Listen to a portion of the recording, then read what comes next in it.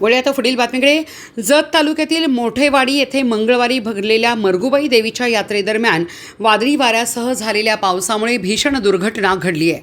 अचानक आलेल्या वादळामुळे यात्रेसाठी आलेले भाविक बचावासाठी एका मोठ्या भिंतीच्या आडोशाला उभे राहिले होते। त्याचवेळी जोरदार वाऱ्यामुळे पुढील बाजूस उभारलेले पत्र्याचे शेड उडून भिंतीवर आदळले आणि सुमारे 200 फुटांची भिंत अचानक कोसळली। या दुर्घटनेत अंदाजे 6 जणांचा दुर्दैवी मृत्यू झाला असून 15 ते 17 जण गंभीर जखमी झाले आहेत। घटनास्थळावरून मिळालेल्या माहितीनुसार मोठेवाडी येथील मरगुबाई देवीची यात्रा मंगळवार व शुक्रवार या दिवशी मोठ्या प्रमाणात भरते। यासाठी महाराष्ट्रासह कर्नाटकातूनही हजारो भाविक उपस्थित राहत असतात। मंगळवारी सायंकाळी 4 ते 4:30 वाजण्याच्या सुमारास अचानक वातावरणात बदल होऊन जोरदार वादळी वाऱ्यासह पावसाला सुरुवात झाली। पावसापासून बचाव करण्यासाठी अनेक यात्रेकरू भिंतीलगत उभे राहिले होते। मात्र काही क्षणातच वाऱ्याचा वेग वाढल्याने पुढील बाजूस उभारलेले पत्र्याचे शेड उडाले व त्याचा धक्का बसून भिंत कोसळली। या दुर्घटनेत मयत झालेल्यांची नावे पांडोझरी येथील मंगल भाऊसाहेब मोठे वर्ष 45 पांडोझरी, अरुण विजय गेजगे वर्ष 14 डोमनाळ, सोनू लक्ष्मण गेजगे वर्ष 14 राहणार डोमनाळ तालुका जिल्हा विजयपूर कर्नाटक, कोंडिबा सौबा गेजगे वर्ष 65 राहणार दरीवडची, संजूबाई राम चौधरी वर्ष 51 कर्नाटक टकळगी, शंकर आबा लोखंडे वर्ष 75 राहणार दरीवडची यांच्यासह एकूण 6 जणांचा मृत्यू झाल्याची प्राथमिक माहिती समोर आली आहे। यामध्ये जखमींची नावे अशी आहेत: दर्याप्पा नागा कोकरे, मुर्शिद पुजारी, मरीबा नागा कोकरे, संजू अप्पासो ऐवळे, शिवा गेजगे, कोंडिबा बिरा गेजगे, विजू गेजगे यांच्यासह 15 ते 17 जण जखमी झाले असून त्यांच्यावर विविध रुग्णालयात उपचार सुरू आहेत। काही जखमींची प्रकृती गंभीर असल्याचंही समजते। घटनेची माहिती मिळताच प्रशासनाने तातडीने घटनास्थळी धाव घेतली। प्रांताधिकारी अजय कुमार नष्टे, जत पोलीस उपविभागीय अधिकारी सचिन थोरबोले, नायब तहसीलदार पंडित कोळे, जिल्हा परिषद सदस्य सरदार पाटील, प्राथमिक आरोग्य केंद्राचे वैद्यकीय अधिकारी व कर्मचारी तसेच पोलीस प्रशासनाचे अधिकारी व कर्मचारी घटनास्थळी दाखल झाले। बचाव कार्य तातडीने हाती घेण्यात आले असून जखमींना त्वरित उपचारासाठी हलवण्यात आले। या घटनेमुळे मोठेवाडी परिसरात शोककळा पसरली असून यात्रेचे वातावरण क्षणात दुःखद बनले। अचानक घडलेल्या या दुर्घटनेने भाविकांमध्ये भीतीचे वातावरण निर्माण झाले आहे। मोठेवाडी येथे मुसळधाराचा वारा आणि पाऊस या दोन्हीच्या याच्यामुळं पलीकडच्या शेडवरचा पत्रा उडून पाठीमागच्या शेडवर पडला आणि त्या पाठीमागच्या शेडवरची पूर्ण भिंत फाउंडेशन सोडून पूर्ण भिंती कोसळलेली आहे आणि त्या कोसळल्यामुळं कमीत कमी 6 जण या ठिकाणी जागीच मृत्यू झालेले आहेत। 15-20 जणांची प्रकृती थोडी, काही जणांची त्यामध्ये गंभीर आहे। सगळ्यांना हॉस्पिटलला हलवलेलं आहे। नक्कीच खूप दुःखद ही घटना आहे आणि आम्ही जे मृत्यू झाले त्यांच्या दुःखामध्ये आम्ही सगळेजण समाविष्ट आहोत। आताच प्रांतसाहेबांनी सांगितल्याप्रमाणे नक्कीच की शासनाच्या परीने जी काही मदत असेल ते नक्की होईलच। पण आताच आमदार गोपीचंद पळकर साहेबांचा सुद्धा आता फोन आला होता। आमदार साहेबांनी सुद्धा प्रत्येक ठिकाणी जिथं आपले पेशंट आपले गेलेत तिथं आमदार साहेब स्वतः कॉन्टॅक्ट करत आहेत। सगळ्याला तिथं कॉन्टॅक्ट करून तिथं धीर देण्याचा व काही तिथं लागेल ते आश्वासन देण्याचं आमदार साहेबांनी सुद्धा तिथं चालू केलेलं आहे। नक्कीच जे मयत झालेत आता हॉस्पिटलमध्ये आम्ही हॉस्पिटलला सुद्धा भेट देतोय।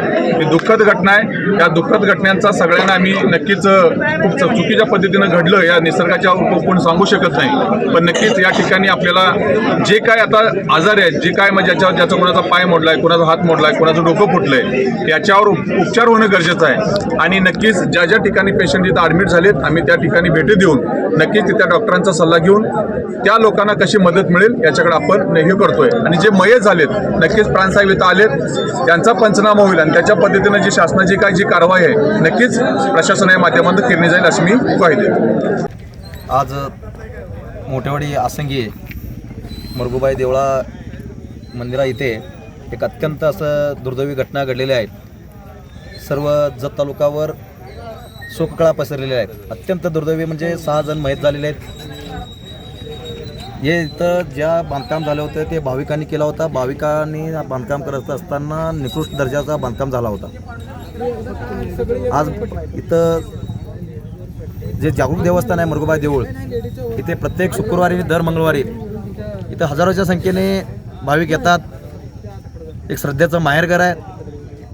या माहेरघरामध्ये प्रत्येकजण आपापल्या पद्धतीनं मंगळवारी शुक्रवारी देवाच्या दर्शनासाठी असेल, यात्रा असेल, जत्रा करण्यासाठी असेल, इथं पारंपरिक पद्धतीनं यात्रा केला जातो। या यात्रेला कायमस्वरूपी सकाळी 9 ते संध्याकाळी 11 वाजेपर्यंत भाविक उपस्थित असतात.